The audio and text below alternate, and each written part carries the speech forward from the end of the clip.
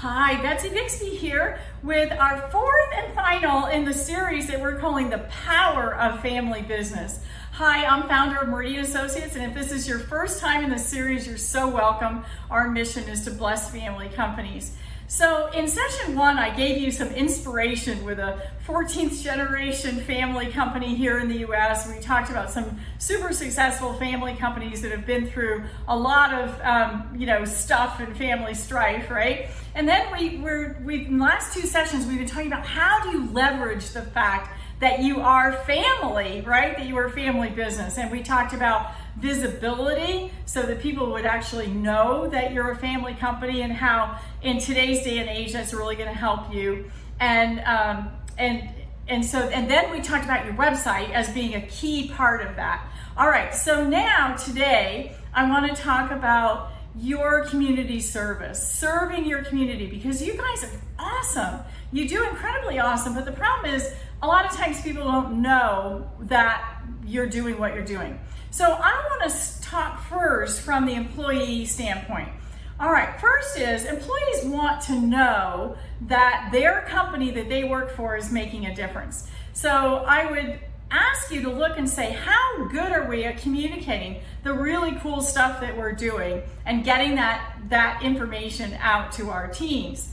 And then the other thing is your employees are looking for an opportunity. They're looking for an opportunity to serve. And in fact, we have some companies where I won't call it a job requirement, I'll call it job enrichment, where they are really encouraging community service and their teams getting out into the community and doing community service in a really meaningful way under, and on company time and under the name of, the company. So that's that's great. All right.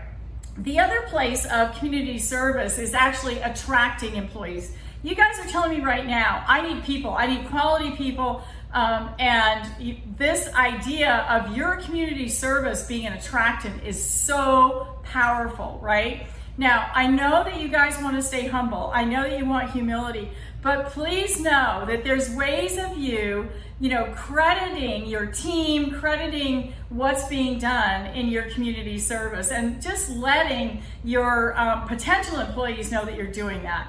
And it's great when you can do that through social media, through pictures, those sorts of things.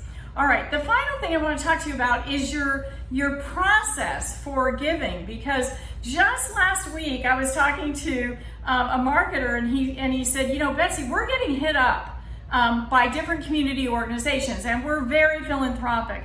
And he said, but when we compare notes, we find out that, they sent a request to my dad, they sent a request to myself and my siblings, and it's like all of a sudden we find out that we've all given.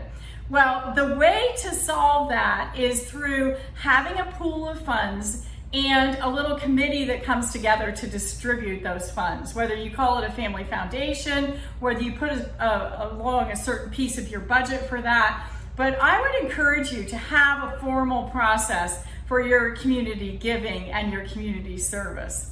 All right, and speaking of budgeting, the next series coming up, I am so excited for. So hang on to your hat, because I'm going to be talking about, planning and budgeting, but not in a boring way, okay? So hang there with me. I think you're going to find it fun. I think you're going to find it engaging and energizing and effective. So we'll be talking about planning. Okay, have a blessed week.